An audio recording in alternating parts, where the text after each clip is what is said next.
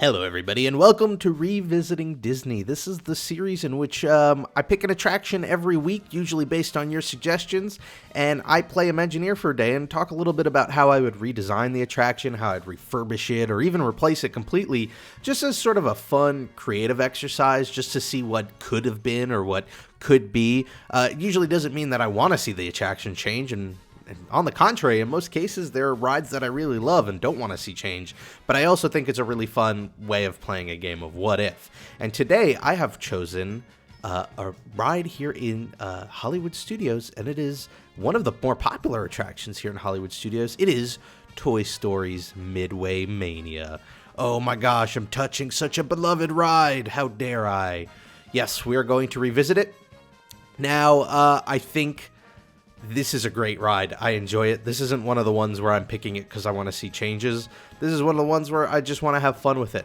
Now, what's really great about this is it's a very innovative ride system, right? It's this sort of 3D interactive mini game attraction where you're riding around in a cart and you're playing these interactive games where you're shooting hoops at things and you're shooting darts at stuff, and it's all makes a lot of sense because you're playing these games and it's Toy Story, which is all these toys, but I had this is one of the few cases where I actually had the idea before I picked the attraction.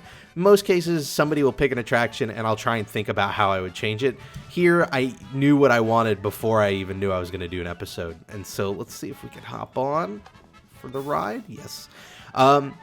Wreck-It Ralph. Guys, come on, Wreck-It Ralph. This is the easiest one I've ever had to revisit. Theme it to Wreck-It Ralph and make the games more dynamic and more complex. Right now, all of these mini games are essentially the same gameplay mechanic, right? The idea is you have this little gun, you pull this little cord that shoots stuff, and you hit the targets. And while the theming changes from scene to scene, you're essentially doing the same thing, which is shooting the targets with the gun. But video games are so much more than that, and Wreck-It Ralph explores so many of them. So why not take the ride vehicle and really add some complexity to the controls? Add a steering wheel, add a joystick, make one game the go-kart racing game from Wreck-It Ralph, make one of them Fix-It Felix, where you're playing with the joystick. Make all these different games in these different genres and play them as you go from scene to scene. And then you have, this opportunity to either parody these popular video game franchises or to even get them licensed so you could officially represent them. And you still keep this sort of mini game concept that fits within the theme even better than Toy Story, right? Because Wreck-It Ralph's all about video games, so to throw you into these video games would be really great.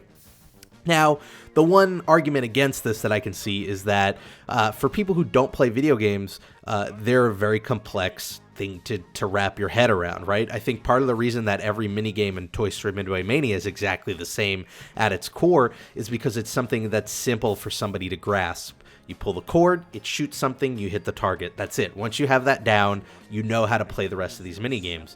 And for, I guess, older people, it'd be tough to have a wheel and a joystick and you have to pick up these different game mechanics for each scene. But I think as a society, we're getting more and more adapted to video games. I think, the people who grew up on Ataris and on NESs and on arcades are now the ones who have families of their own, who have children. They understand how these work. Even if they don't play games regularly, you understand the mechanics of taking a control set and figuring out the rules for that and playing it as a game. And I think we should embrace that rather than shy away from it. I think Disney shies away from it a bit and they play it a little safe by including just one simple game mechanic, but I think it would be so much more enjoyable to include more and more. And kids, forget about it. Kids will have no problem with that. They'll take to that like a fish to water. It's really, designing them in a way that it's easy for the older folks to pick up on it. But I still think it would be a lot of fun. I think it'd be a great way to bring Wreck-It Ralph to the parks more, which I think is a great property, and I wish we see a sequel one day because it's just so much fun. And it keeps the sort of ride mechanics that we have here in Toy Story Midway Mania, but just fits it in better with a better theme and adds some more depth to make it even more exciting. And then, similar to what I think they've already done with Toy Story Midway Mania is you then have the ability to swap out the games. Like, you could change the theming a little bit, keep the mechanics, but change the theme of the scenes that you're riding through. But that's how I would revisit Toy Story Midway Mania. I think that'd be a lot of fun. I'm biased. I grew up on video games, so to see a ride that sort of not only acknowledges video games, but sort of celebrates them, I think would be a whole lot of fun, and I would love to see that happen. Anyway, let me know what you think. Do you think this is a great idea, an awful idea? Maybe that's too complex, or maybe it's not complex enough. Let me know in the comments below. You can let me know on Twitter. I'm at Rob Plays. I'm on Facebook at Rob Plays That Game. And also feel free to let me know what attractions you'd love to see me revisit next, because I like turning to you guys for ideas on that. Have a great week. Whatever you're doing this week, make the most of it, because it makes it so much more enjoyable and so much better. And I hope to see you here next time for the next episode of Revisiting Disney. Bye, everybody.